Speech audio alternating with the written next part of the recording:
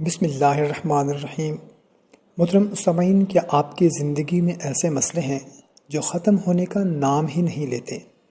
کیا آپ بے روزگار ہیں، نوکری نہیں ہے، کیا قرض بہت چڑھ گیا ہے، یا بیماری پیچھا نہیں چھوڑ رہی؟ کیا بچوں کے رشتے نہیں ہو رہے، یا اپنی پسند کی شادی کرنی ہے، گھر والے نہیں مان رہے؟ کیا گھر میں ہمیشہ لڑائی جھگڑا رہتا ہے، یا میاں بیوی کی آپس میں نہیں بنتی؟ کہ آپ بے اولاد ہیں یا آپ کی اولاد نافرمان ہے؟ محترم سامعین کرام، کیا آپ ہر دروازہ کھٹکھٹا کر تھک چکے ہیں؟ آپ کو ہر دروازہ بند نظر آتا ہے؟ کیا راتوں کی نیندیں آپ کی ختم ہو چکی ہیں؟ سوچ سوچ کر آپ پریشان ہیں؟ یقین کریں، ایک ایسا عمل آپ لوگوں کو خدمت میں پیش کرنے لگا ہوں جو ناممکن کو ممکن بنا سکتا ہے۔ بس دل کی گہرائی سے آپ کو مانگنا آنا چاہیے۔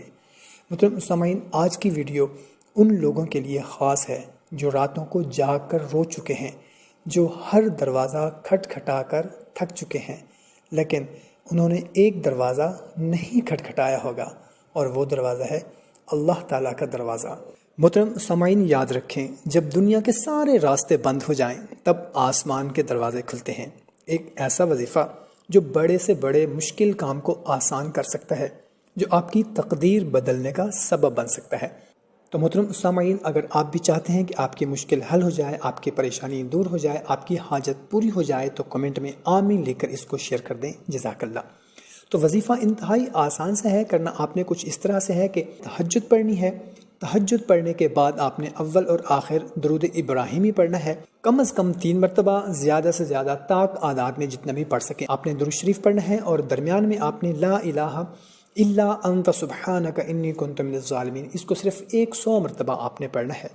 صرف 100 مرتبہ آپ نے یہ پڑھنا ہے اول اور آخر درود شریف کے ساتھ۔ لیکن یاد رکھیں، یہ صرف الفاظ کافی نہیں ہوتے جو آپ نے پڑھنے ہیں، پڑھ لیے ختم۔ دل میں یقین ہونا چاہیے، آنکھوں میں نمی اور دل میں سچائی ہونی چاہیے۔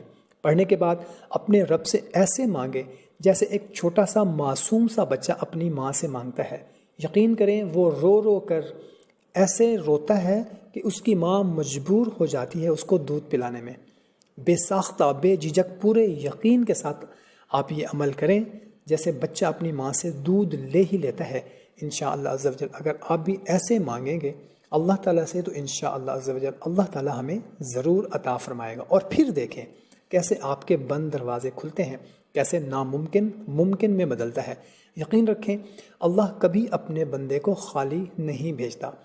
محترم سامعین، اگر آپ کو یہ ویڈیو پسند آئے تو ہماری حوصلہ افزائی کے لیے اس کو لائک ضرور کرنا ہے، اور صدقہ جاریہ سمجھ کر اپنے دوستوں اور رشتہ داروں تک بھی لازمی پہنچانا ہے، شاید آپ کی وجہ سے کسی کی زندگی بدل جائے۔ اور 5 وقت کی نماز وہ تو ہم پر فرض ہے، کسی بھی صورت میں معافی نہیں ہے۔